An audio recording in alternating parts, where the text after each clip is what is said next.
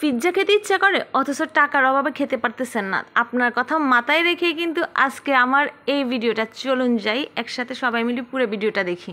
প্রথমেই নিয়ে নিতে হবে এরকম একটা সাদা সুন্দর দবদবে বাটি, তার মধ্যে নিয়ে নিতে হবে কিছুটা উষ্ণ গরম পানি, আর এর মধ্যে দিয়ে দিতে হবে 2 চামচ ইস্ট, আর এটা ভালোভাবে মিশিয়ে নিতে হবে।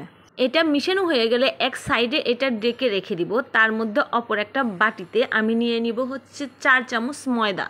এর মধ্যে দিয়ে দিব 10 টাকা দামের যে ড্যানো দুধগুলো পাওয়া যায় সেই এক প্যাকেট দুধ, আর সাথে দিয়ে দিব হচ্ছে পরিমাণ মতো কিছুটা লবণ। এতেই কিন্তু হবে না, দিয়ে দিতে হবে হচ্ছে সামান্য পরিমাণ বেকিং পাউডার, আর এর মধ্যে দিয়ে দিব হচ্ছে 2 চামচের মতো তেল। তেলটা অবশ্যই রেগুলার রান্নার ইউজ করা তেল হতে হবে। এর মধ্যে দিয়ে দিচ্ছি হচ্ছে আমি পরপর 2 চামচ বাটার। এখন ইস্টের যে মিশ্রণটা আছে সেটা দিয়ে আমি এটা ভালোভাবে মথে নিব।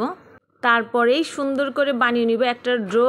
এর মধ্যে হচ্ছে আমি আলাদা কোনো পানি ইউজ করব না, একটু উষ্ণ গরম পানি দিয়েই কিন্তু এই কাজটা পরিপূর্ণভাবে করতে হবে। আর কিছুটা তেল দিয়ে এখন আমি এটা ভালোভাবে মেখে রাখবো। ঢাকনা দিয়ে ডেকে দিব কিছুটা সময়ের জন্য। এরপরে ঢাকনা তোলার পরে দেখেন এটা একদম ফুলে একাকার হয়ে আছে। আপনার নিন্দুকদেরকে তো আপনি চাইলেও কোনো কিছু করতে পারবেন না। এই ডোটাকে আপনার নিন্দুক মনে করে ইচ্ছা মতো কিছুটা সময় মথে নিন, একদম পারফেক্ট। এইবার একটা ট্রের মধ্যে এটাকে আবারও সেই আপনার নিন্দুক মনে করে এইভাবে টিপে টিপে টিপে টিপে একদম 4-5টায় সমান করে দিবেন। আমি কিন্তু আগেই বলে দিয়েছি এই পিৎজাটা হচ্ছে শুধু আপনার আর আমার মতো গরিবদের জন্য। এটা কোনো বড়লোকি পিৎজা না। আপনার ঘরে উপস্থিত যা আছে শুধুমাত্র তা দিয়েই কিন্তু আপনাকে এই পিৎজাটা তৈরি করতে হবে।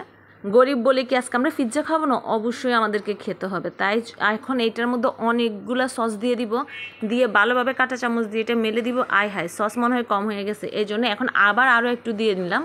গরিব হয়েছে তো কি হয়েছে, সস কি একটু বেশি খাওয়া যাবে না? এই জন্য সসের পরিমাণটা বাড়াই দিবেন। আর এখনই মুখ্যম সময়, এটা বেবে নেন হচ্ছে আপনার এক্স বেবি ইচ্ছা মতো কাঁটা চামচ দিয়ে এইভাবে এইভাবে এইভাবে একদম তার চোখ দুটো অন্ধ করে দেন। ঘরে ছিল মাত্র 2 পিস মুরগির মাংস, এটাকে সুন্দর করে হচ্ছে আমি ভেজে নিয়েছি সয়া সস এগুলা দিয়ে।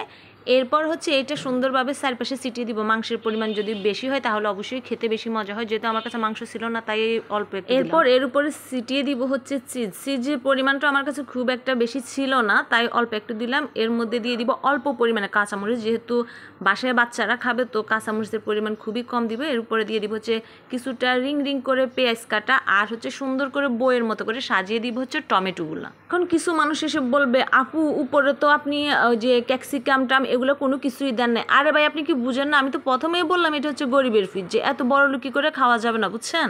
ওভেন থেকে নামিয়ে নিয়ে আসছি, দেখেন কি সুন্দর হয়েছে কালারটা, তাই না? একদম মাশাআল্লাহ। আপনার হচ্ছে রেস্টুরেন্টের পিৎজার থেকে এটার স্বাদ 3 গুণ বেশি। দেখতে যতটা লোভনীয় হয়েছে, খেতে তো কি আর বলবো। আসলে আপনারা যদি একবার ট্রাই না করেন তাহলে কখনো বুঝতেই পারবেন না যে এই পিৎজাটা কত বেশি ইয়ামি হয়। অবশ্যই বাসা বানানো পিৎজা রেস্টুরেন্ট থেকে অনেক বেশি বেটার।